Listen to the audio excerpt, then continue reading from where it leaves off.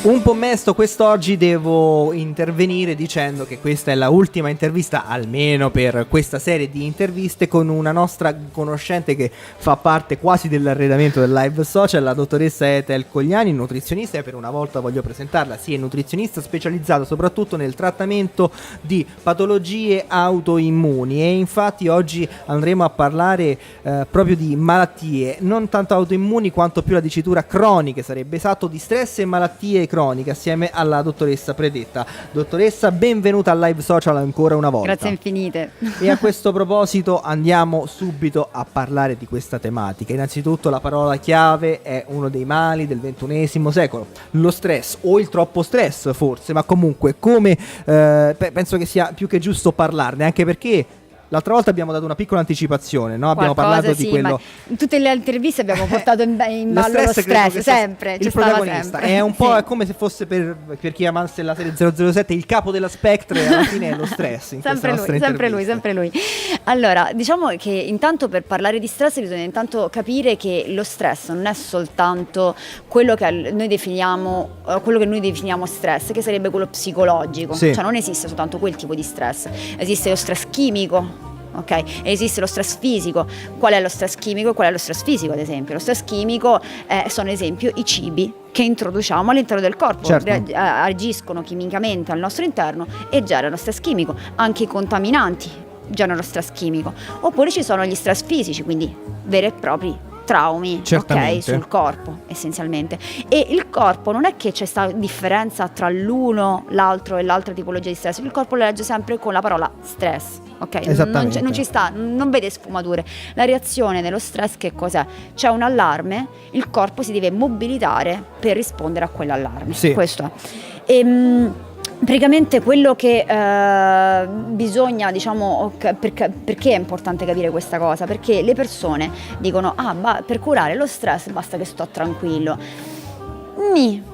Tranquillo dove? In che ambiente? Ok? Quindi che tipo di contaminanti chimici ci sono intorno? Perché abbiamo detto che lo stress chimico ci sta. Oppure che cosa introduci nel tuo corpo mentre tu stai calmo? Ok? Esatto. Quindi diciamo questo è molto importante, perché loro dicono, ma che c'entra l'alimentazione se io sono perché stressato? Se vogliamo in qualche modo capire, stare tranquilli per uno stress psicologico va bene, ma se poi lo stressiamo in altre maniere, esatto, è chiaro che il discorso cambia. Certo. Quindi tanti tipi di stress, ma tutti quanti hanno un'unica risposta, un'unica soluzione? Allora, diciamo che il corpo reagisce sempre nello stesso modo. Sì. C'è un allarme che suona, questo allarme viene fatto suonare dal surrene.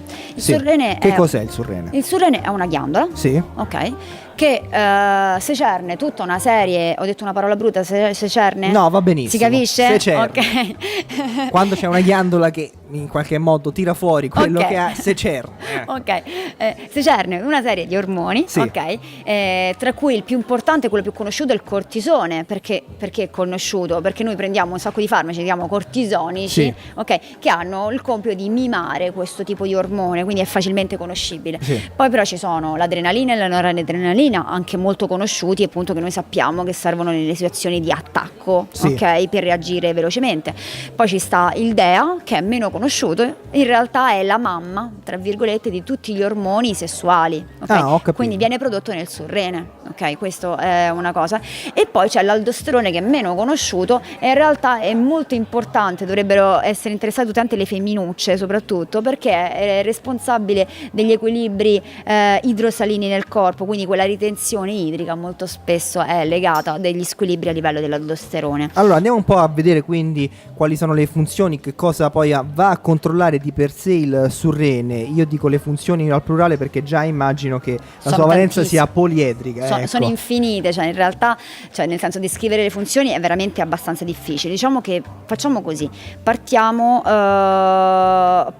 dalla funzione principale, sì, cioè quella più che principale è quella che tendiamo a solleticare di più, certo, okay, che è la gestione della glicemia nel sangue. Noi siamo abituati a pensare, dice, la glicemia nel sangue la gestisce l'insulina, ok? Sì. I diabetici e questa malattia infestante ci hanno insegnato che l'insulina gestisce la glicemia. In realtà ci sono tutta una serie di ormoni che sono antagonisti della glicemia e servono aiutano la glicemia, l'insulina, aiutano l'insulina praticamente a mantenere la glicemia costante. Questi ormoni sono quasi tutti quanti ormoni surrenali, quindi sono il cortisolo, l'adrenalina, la noradrenalina. Però mentre l'insulina serve ad abbassare la glicemia, cortisone e tutti gli ormoni surrenali hanno il compito di alzarla, ok? Quindi gestiscono il calo glicemico, il fantomatico calo glicemico. Però che cosa succede in una società iperstimolata di zuccheri, ok? Noi immettiamo il nostro zucchero, ok? Che può essere pane, pasta e pizza, come può essere una pastarella, un cornetto, veramente siamo pieni di zuccheri nella nostra alimentazione. Di vario tipo, tra l'altro. Esatto. Succede che praticamente c'è un ingresso massivo di zucchero, ok? Molto più di quello che serve al corpo. Quindi si attiva il pancreas, che produce l'insulina, e abbassa prepotentemente, l'insulina è un ormone molto potente, quindi abbassa prepotentemente lo zucchero che c'è nel sangue. Il corpo lo registra questo calo, attiva il surrene producendo il cortisolo molto spesso non riesce a gestirlo e quindi ci viene fame e ci mangiamo un'altra pastarella, ok? Per compensare questa carenza. E quindi praticamente che cosa succede? Che il nostro cervello, tutto il nostro organismo, praticamente percepisce carenza di zucchero dove in realtà ce n'è un eccesso. Giusto per far capire il paradosso che c'è dietro lo zucchero e questo tipo di regolazione. Un cervello truffato praticamente. Sì, viene veramente truffato. E praticamente che cosa succede questo? Ovviamente è tipico, ad esempio nella nostra società noi non possiamo non mangiare ogni 2-3 ore, proprio come i bambini. E questo è dovuto a questi meccanismi qua che si innescano all'interno del nostro corpo. Un'altra cosa che fa il cortisolo, che è sempre un ormone surrenale, è quello della gestione dei ritmi circadiani, che sarebbe semplicemente quando dobbiamo andare a svegliarci e quando dobbiamo andare a dormire, in sincrono ovviamente con il sole che sorge e il sole che tramonta. Dovrebbe essere così, il cortisolo dovrebbe essere alto la mattina e scendere la sera, e poi c'è un altro ormone antagonista del cortisolo che è la melatonina, che dovrebbe essere prodotto maggiormente durante la notte, okay? E questo diciamo nello standard, nell'equilibrio. Esatto. Ovviamente questo equilibrio viene rotto da 20.000 cose, abitudini di sonno che abbiamo, l'inquinamento luminoso e quant'altro, quindi diciamo che questi equilibri in realtà vengono sfalsati. Però cerchiamo di vedere un attimo una cosa, cioè se questi equilibri rimanessero comunque così all'interno del nostro corpo, immaginiamo un italiano medio che fa colazione con cornetto e cappuccino, o fetta biscottata con la marmellata o la Nutella e cose varie. In realtà immette zucchero, tanto zucchero, quando il cortisolo è alto. Quindi praticamente il picco glicemico viene proprio sparato tipo nell'iperstellare, cose. E praticamente arriva l'insulina ovviamente in soccorso, fa precipitare la glicemia, e quello che succede è cominciamo con quell'altalena che abbiamo descritto, che praticamente l'insulina abbassa, il cortisolo alza, poi l'insulina di nuovo abbassa e così per tutta la giornata. Perché un conto poi è chiaramente magari iniziare così e poi fermarsi, invece se non ci si ferma è un problema. È il problema che si autoalimenta questa cosa, è una cosa tremendissima. Poi abbiamo detto che il cortisolo gestisce lo stress, ok? Quasi tutti gli ormoni surrenali in realtà gestiscono lo stress, e lo stress ce l'abbiamo ovunque, il traffico, ok? Il mobbing, le scadenze, la famiglia, che quello, quell'altro, ma anche soltanto la spesa dopo 10 ore di lavoro è stress, ok?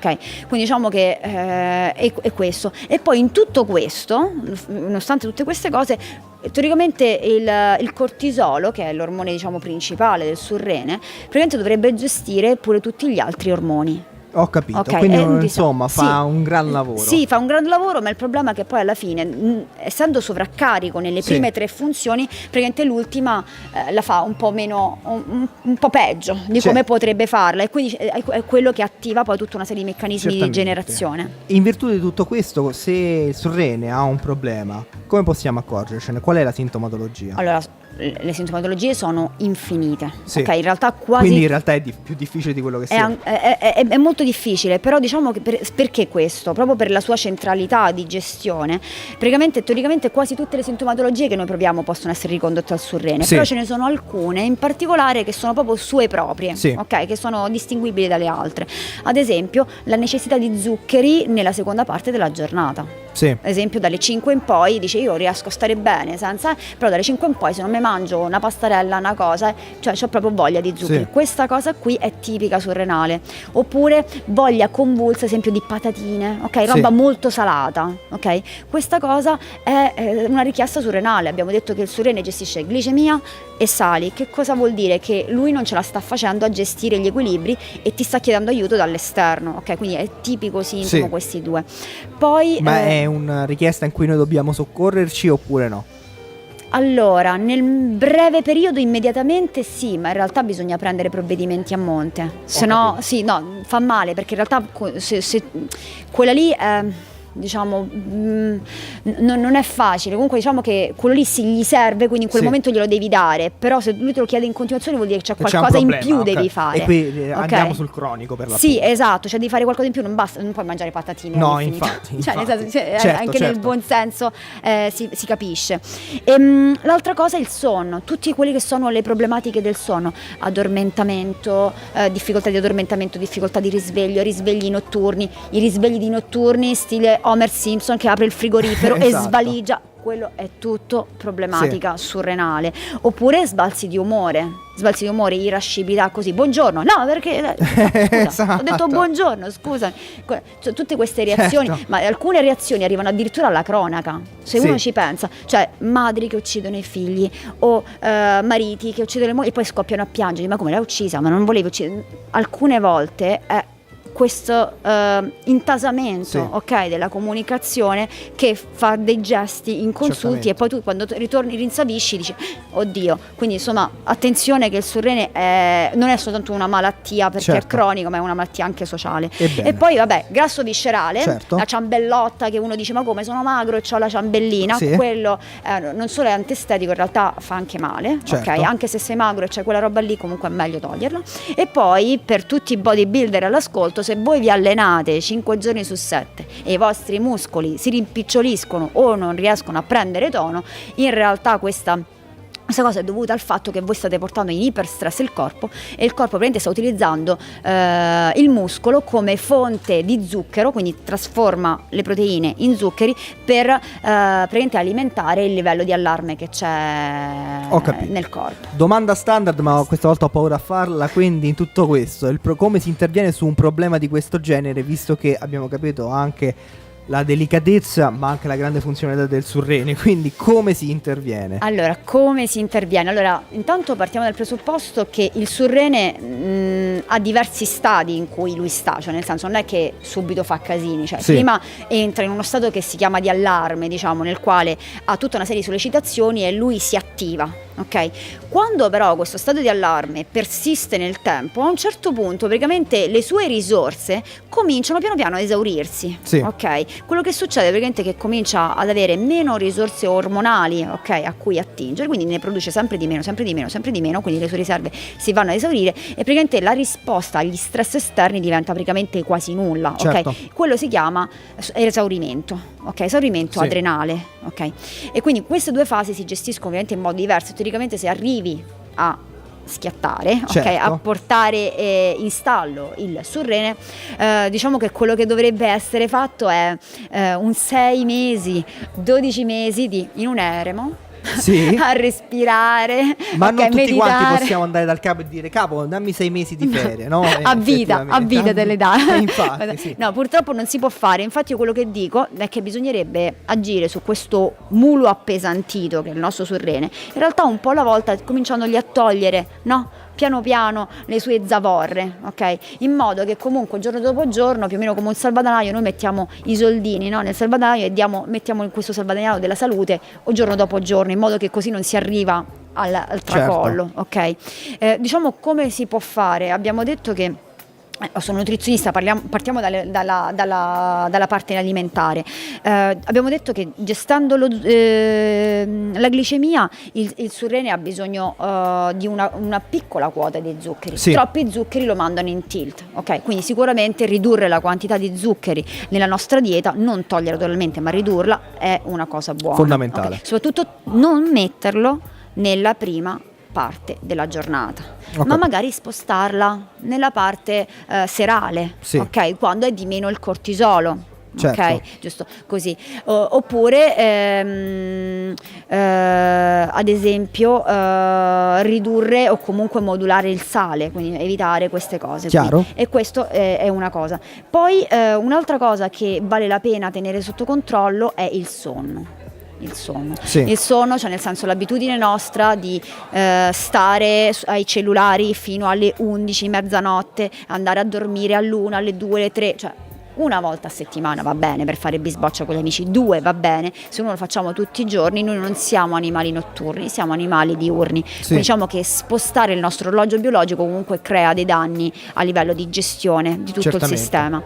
Altra cosa, abbassare i livelli delle luci. Ok, questo aiuta. Troppo tardi, dottoressa. Qui ce ne sono fin sì, troppe. sono tantissimi. Infatti, poi quando l'ho detto, ho guardato qui intorno e dico: ok, siamo poi più io sono bombardato, non si sa perché, lo capisco bene. Ti vogliono illuminati di mezzo. E praticamente abbassare il livello di luci, ok, aiuta tantissimo. E altra cosa, il buio completo quando uno dorme. Questo qua sembra una cavolata, ma le lucettine, ok, quelle del tuo display, quello dei display dei cellulari, buio completo. Buio completo, ok, tapparelle bene abbassate e quant'altro, perché in realtà le interferenze luminose riducono la produzione di melatonina, ok, e quindi rendono il sonno più leggero, ok, e quindi meno performante, perché il sonno in realtà ha le sue funzioni. Poi magari ne parliamo in altre interviste, ma ne sa, non si sa mai. Non si sa. Poi un'altra cosa che vale la pena fare è 30 minuti la mattina e 30 minuti del pomeriggio stare fuori. Noi siamo praticamente dei topi in gabbia dentro quattro mura. Dentro 4 mura, che sia casa, che sia scuola, che sia biblioteca, che sia lavoro, stiamo sempre dentro 4 mura. Dare la possibilità al nostro cervello di vedere la luce del sole, che in realtà è lui che ci setta insieme ai ritmi della natura, dare questa possibilità al nostro cervello ovviamente permette di sincronizzare tutto quanto e aiuta il surrene a riprendere ordine, diciamo, alle cose.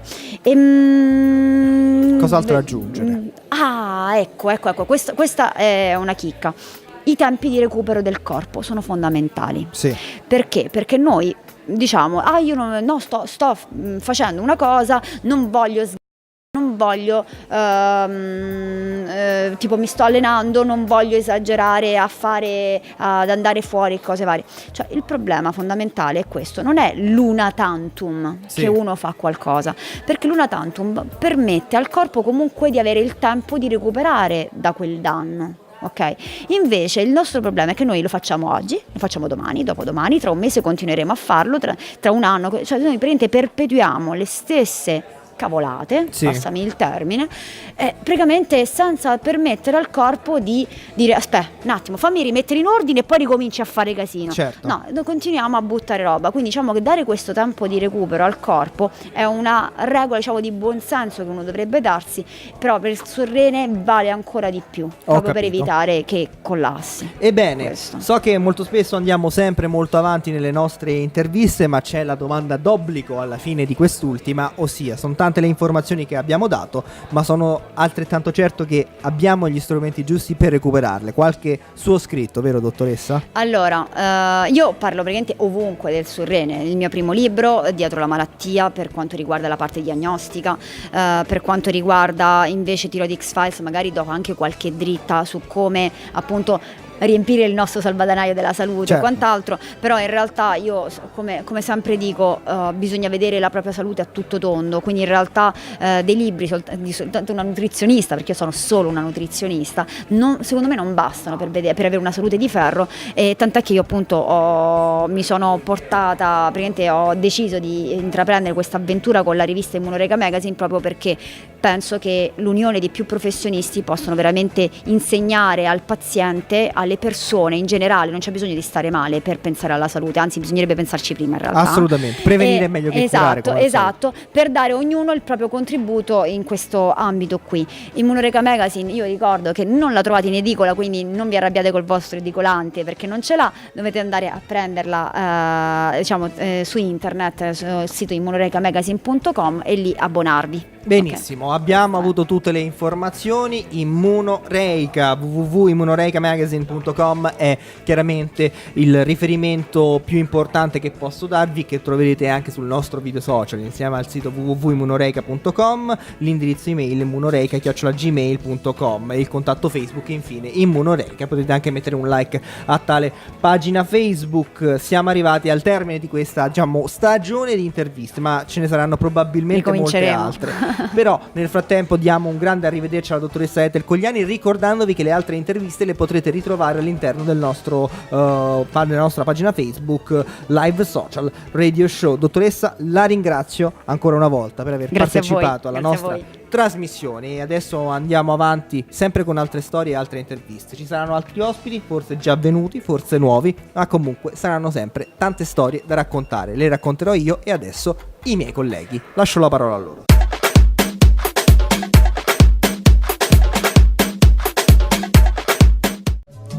Il video è presentato da GSC Scarla.